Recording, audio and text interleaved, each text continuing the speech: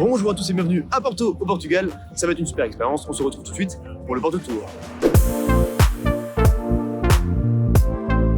Situé sur les rives du Douro, Porto est la capitale de la région nord du Portugal et compte environ 230 000 habitants.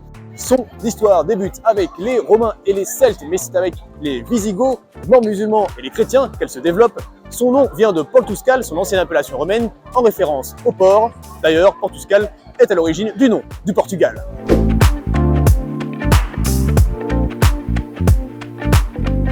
À ne pas s'y méprendre, le pont Don Luis n'a pas été construit par Gustave Eiffel, mais par un de ses disciples, Théophile Zeefrig, en 1886. Entièrement en fer, il est classé au patrimoine mondial de l'UNESCO. Un petit coup de Porto, connu dans le monde entier, le vin de Porto est un vin muté puisqu'on y ajoute de l'eau de vie. Selon la légende, au XVIIIe siècle, les marchands anglais y ajoutèrent de l'eau de vie. Pourquoi? Pour qu'ils supportent mieux le voyage une fois arrivés en Angleterre. C'est le vin préféré des Anglais. Nous sommes ici dans la cave de Calem.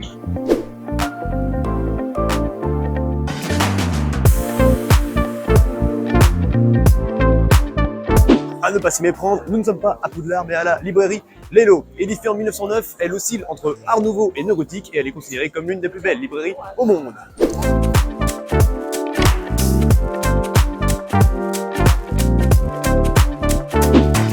Le plus typique de Porto est bien sûr la Francia, qui veut dire la petite française. Pourquoi? Eh bien, selon la légende, ce serait parce qu'un cuisinier de Porto ayant vécu en France, qui se serait inspiré du croque-monsieur. C'est super bon, enfin, je crois.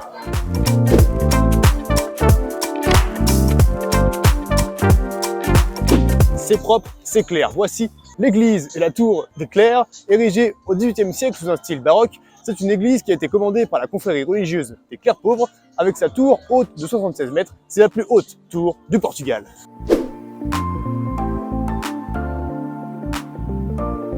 Commencée au XIIe siècle avec un style roman, voici la cathédrale de Porto, aussi appelée la C. Elle servait aussi de forteresse.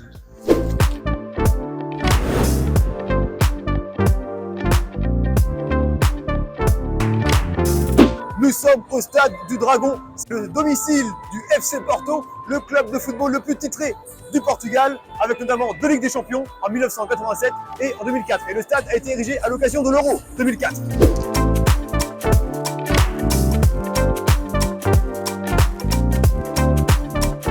Le Porto Tour c'est déjà terminé. Un grand merci à Romain, Younes, Romain, Thomas, Noémie, Sarah et tout ça.